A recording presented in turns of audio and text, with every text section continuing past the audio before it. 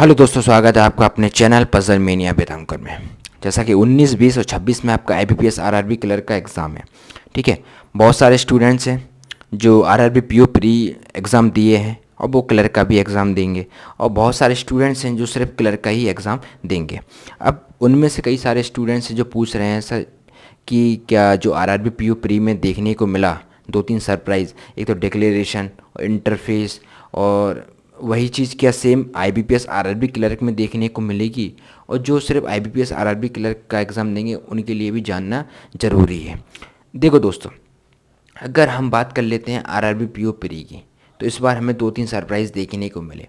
पहला तो वो डिक्लेरेशन आया था। ठीक है, 5 मिनट में आपको डिक्लेरेशन लिखना था अपने एडमिट कार्ड पर। ठीक है, तो पहला तो ये हुआ। दूसरा जो सबसे बड़ा आपका सरप्राइज़ और टर्निंग पॉइंट था वो था इंटरफेस। मतलब कि हर एक स्टूडेंट्स जो कि एग्ज़ाम दे के बाहर निकला, बस सिर्फ एग्ज़ाम की तो बात कर ही रहा है, लेकिन इंटरफेस की सबसे ज़्यादा बात हुई है। क्यों?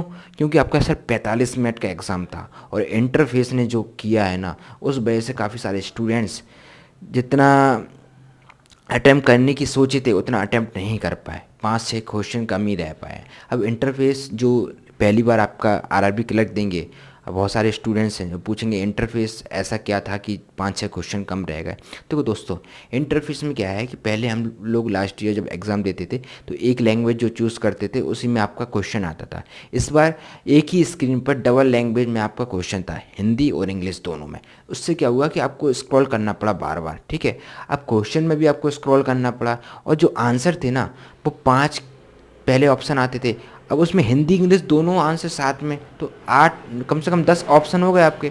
अब लास्ट वाला अगर ऑप्शन है चौथा या पाँचवा, तो आपको 8वां 9वां 10वां अगर आंसर लगाना है तो फिर स्क्रॉल करना है। तो मतलब हर क्वेश्चन में आपको स्क्रॉल करना पड़ा, फिर आंसर में भी स्क्रॉल करना पड़ा, फिर आपको सॉल्व भी करना पड़ा। तो इस वजह से काफ़ी टाइम वेस्ट हुआ है। ठीक है, खासकर उन लोगों को ज़्यादा प्रॉब्लम फेस करनी पड़ी जिनका 12 में पहली और दूसरी शिफ्ट में ही था, क्योंकि उन्हें पता तो था नहीं इतना कि भाई इस पैटर्न पे एग्ज़ाम आएगा। तो एक सरप्राइज़ देखने को मिला, तो उसका उन्हें थोड़ा सा ज़्यादा इम्पेक्ट पड़ा उस चीज़ का। फिर बाद वाली शिफ्ट में तो उन्हें कम से कम पता तो चल गया था कि ऐसे ऐसे एग्ज़ाम आ रहा है। और फिर बात करते हैं अगर आरआरबी क्लर्क की, तो जी हाँ, जैसा आपका आरआरबी पीओ प्री में आपका देखने को मिला है वही आरआरबी क्लर्क में भी देखने को मिलेगा। डबल लैंग्वेज में ही आपका क्वेश्चन आएगा, और वही देखो अब लेकिन उतनी प्रॉब्लम नहीं होगी जितना आरआरबी पीओ प्री में हुई थी। ठीक है, क्योंकि आपको पता चल गया है कि ये आरआरबी पीओ प्री में कैसा आया था, तो आरआरबी क्लर्क में इतना प्रॉब्लम नहीं होगी। हाँ, प्रॉब्लम होगी कहाँ? टाइम वेस्ट में। टाइम पहले ज़्यादा वेस्ट हुआ था आरआरबी पीओ प्री में, लेकिन इसमें कम होगा, क्योंकि स्क्रॉल तो आपको करना पड़ेगा, उसमें तो आप कुछ नहीं कर सकते। स्क्रॉल तो आपको क्वेश्चन और आंसर दोनों में करना पड़ेगा। तो आरआरबी पीओ प्री में जितना टाइम वेस्ट हुआ है उतना आपका आरआरबी क्लर्क में नहीं हुआ। अब दोस्तों, इसके अलावा एक बात और, जैसा कि आप एग्ज़ाम देने गए, एग्ज़ाम हॉल में आप बैठे, ठीक है, मान लीजिए आपका एग्ज़ाम दे रहा है, आरआरबी पीओ प्री की बात करते हैं। अब उसमें क्या होता है कि जब लास्ट 44 मिनट तक सब सही चलता है, 44 मिनट तक सब सही चलता है, आपकी 100% एक्यूरेसी रहती है। अब 44 मिनट तक आप क्या देखते हो कि यार मेरे अटैम्प्ट 52 है। जैसे बहुत सारे स्टूडेंट्स हैं जिनके 52 ही अटैम्प्ट है।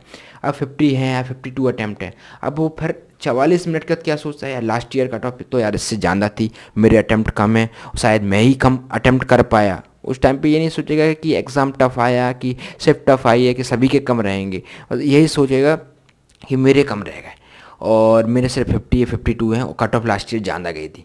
अब 45 मिनट में जो 1 मिनट बचेगा उसमें क्या करेगा वो कि 2-3 क्वेश्चन आपके मैथ के या कहीं के आप लगा देते हो। ठीक है, अब बाहर आके पता चलता है कि नहीं, शिफ्ट टफ आई थी या मॉडरेट आई थी, सभी के क्वेश्चन जो हैं वो कम ही रहे हैं, सभी को वही प्रॉब्लम फेस करनी पड़ी है। लेकिन सबसे बड़ी गलती आप कहाँ कर गए कि आप 2-3 क्वेश्चन एक्स्ट्रा लगा दिए। मतलब जहाँ आपके रेस में थे कि हाँ 50 और 52 में भी चांस थे, वो कहीं ना कहीं आपके कम हो गए, सिर्फ आपके 2-3 क्वेश्चन ज़्यादा करने की वजह से।